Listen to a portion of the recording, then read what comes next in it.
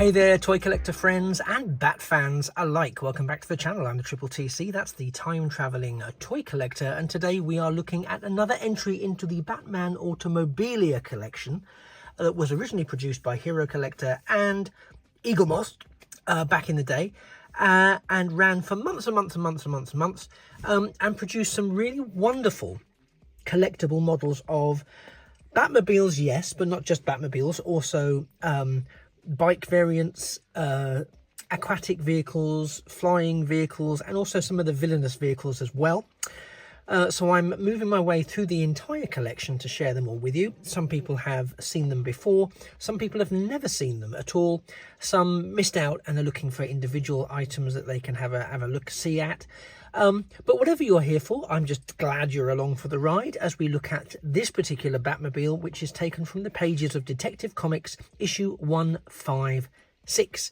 And this whole set screams to me 1950s. Now you might think I'm wrong with that, and we'll have a look now, and you can decide for yourselves. But as we get this up in hand, I will take the case off shortly, as is my modus operandi with these Batmobiles. You may have seen that in previous Batmobile videos. If you haven't, feel free to check out the rest of the playlist. If you enjoy this kind of content, you're going to love everything else that's in there, I'm sure. So you can see this is a again, not perhaps one of the most famous looking Batmobiles, but it is a silhouette that you will probably instantly recognize as a Batmobile. And hopefully you can see what I mean from the design here, of it having sort of certain 1950s vibes. That, of course, is augmented by the fact that the lenticular background that we have for this also is giving me 1950s vibes. So I'm going to just set this down to take the crystal case off, which should be straightforward because I had thought I'd already prepped it for just that. Maybe I'm imagining it. There we go. And we'll start by taking a quick look at the lenticular backdrop. And here it is. And again, for those who are unfamiliar with lenticular stuff, it's basically where there are various layers of the picture sort of overlaid. And if you move it or you look at it from different perspectives, it can give the impression of movement, and or it can give the impression of three-dimensional representation of the image. And I think if I move this like this, you can probably see some aspects of the image appear to be moving, and there appears to be a bit of depth of view and vision as well. So that's what that is. What we're seeing from this is the panel from, I presume, from the comic, Jupiter's Bride, and it looks very much like we are at a, now showing at a cinema screen, so it's a picture house. And it just, again, the outfits, the young lady who's selling the tickets, who seems to be being robbed by none other than the Joker over here. Everything about it just seems to me to scream 1950s Gotham City. So if you think if you know differently, then by all means do let me know in the comments down below. But that's what I'm getting from this particular backdrop. So on to the vehicle itself, and very, very quickly, I'm just going to start with the base. As those of you who are familiar with this particular playlist will be aware, we don't always get detailing on the base. Sometimes we do, sometimes we get extra gimmicks, but more often than not it's kind of plain. But here we have one again that is a bit more detailed. It's got something we've seen before, which is a raised platform at the back giving us a curb. And again, I think the last time we saw this, there was a drain with a grill next to it there, because I'm sure I made a crack about trying to see if I could find it down there.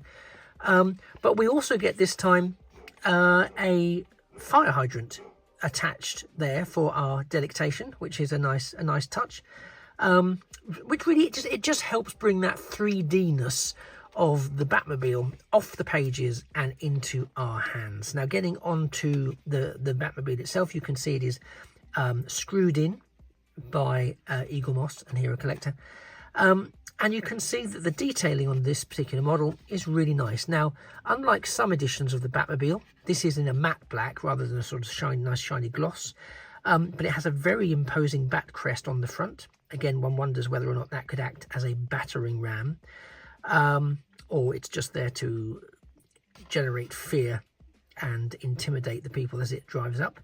The vehicle itself has a lovely chrome front bumper, and those front headlights are detailed there, pulled out in, again, chrome with some translucent plastic for the lights. We then have the bonnet detailing following on from the back of the bat mask there. On the base, we've got a manhole cover there, and I think that says, yep, Gotham City is written there on the manhole cover, so we're definitely in Gotham City. Underneath the Batmobile, we've got the Gotham Gazette again, and it says Winged Freak terrorizes Gangland. That's something we've seen before, so they're reusing that artwork, which is great. I mean, it still gives us the sense of the war-torn Gotham streets, does it not? We've got that sort of cartoon puddles and possibly a leak there, so it all works. It adds to the drama of it all. So following along the side of the Batmobile, you can see we have a nice shiny wheel trim there, with the rear wheel covered up, but you can still see beneath it the trim of the wheel is pulled out there. There's a lovely translucent canopy here, although it does mean they've had to do some interior deco. So we've got 2 seats that we can see at least, steering wheel there, and very limited, from what I can make out for the shine, yeah, it looks it though, very limited dashboard detailing. There's not much there to write home about, I'm afraid, and nothing you can see in the back. We do also have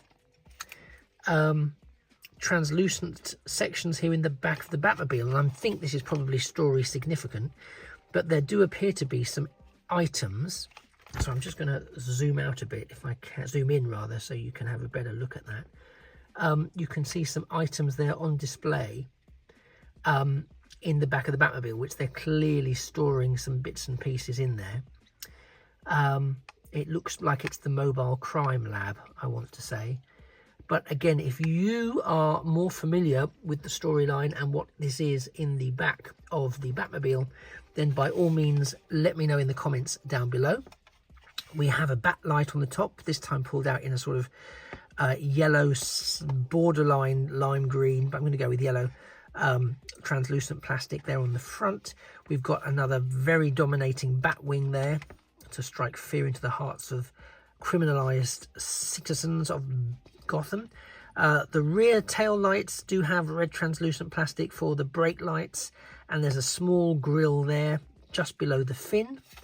And just for continuity, you can see that this side of the car is identical to the other, so you're not missing anything by having it displayed with the lenticular backdrop where it is designed to be. You can also see, interestingly, on this particular edition, it's parked at a jaunty angle. They're usually parked head on, but this one is parked at a slightly jaunty angle, like he's just whizzed up to the side of the road and leapt out of the Batmobile to go and help that poor, helpless, defenseless young lady in the ticket booth. So quite right too, Batman. So that is the Batmobile from Detective Comics 156. Did you pick this one up? Is this one of your favourite iterations of the Batmobile? Or is it one perhaps you've never seen before, didn't even know it existed, it wasn't even on your radar?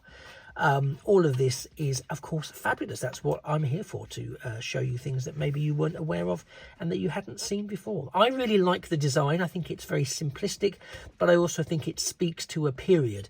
Now, I may be wrong with the 1950s, but it certainly speaks to that sort of almost detective noir period in perhaps the early days of Batman, and him developing as a detective and crime fighter.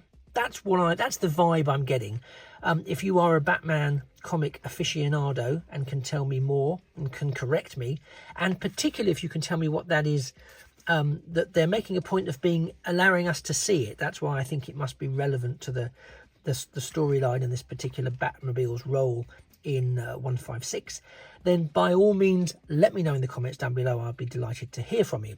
If you've enjoyed having a look at this Batmobile and want to see others, do check out the Batman Batmobile Automobilia playlist, which is where you found this video. And if you have enjoyed it, please do like the video. It really helps boost it. And Again, if you feel so disposed, while you're clicking like, you might want to click the subscribe button and follow for free, and that way you can check out any of my other videos, and you can also find out when new stuff is released. Do have a poke around the channel. There might be something there, if you're new here, that you might be surprised to find that you are interested in.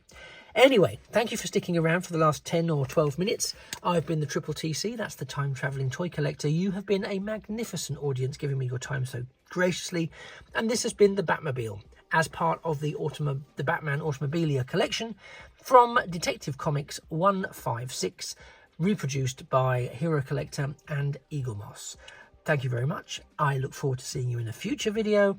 And it just remains for me to say that a thing of beauty really is a toy forever. Take care. Bye-bye for now.